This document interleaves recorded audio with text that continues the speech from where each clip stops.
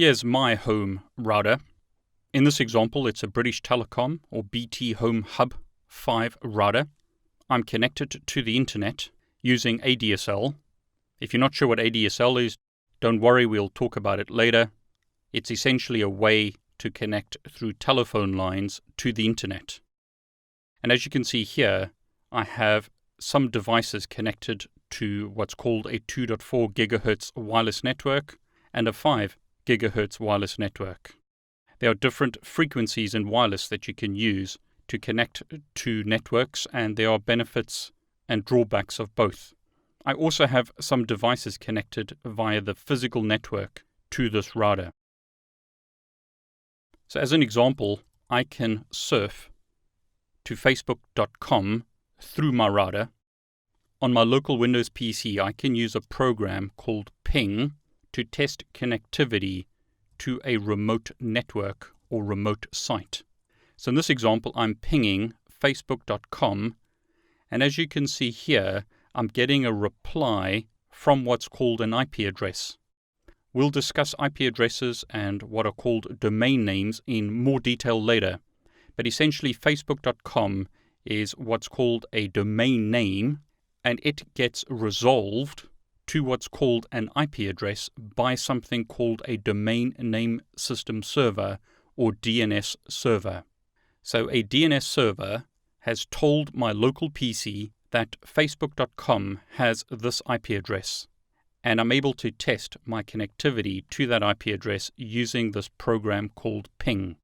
In this example, I'm getting a reply from facebook.com. So I've just tested that I have connectivity to facebook.com, and I can even check the path to facebook.com using an application called Traceroute in Windows. So I'm going to type Traceroute facebook.com, and what this does now is show me each hop or each device that I am hopping across or jumping across or going through to get to facebook.com.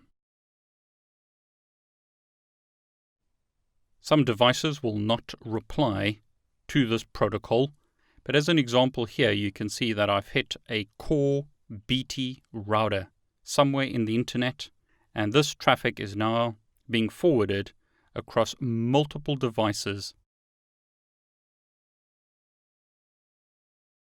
to facebook.com. And you can see that we hitting devices called C1 and various other devices to get to facebook.com. Don't worry too much about the details. All I want you to see at the moment is that networks, including your home network or DSL router at home, allow you to connect to the internet and then allow you to connect to sites on the internet and elsewhere. Networking is essentially the plumbing or the underlying infrastructure that enables devices to share information with one another. In its most simplest form, you may have a PC and want to share a file with someone else. So a laptop is able to access a file shared on a PC across a physical cable, or more and more these days using wireless.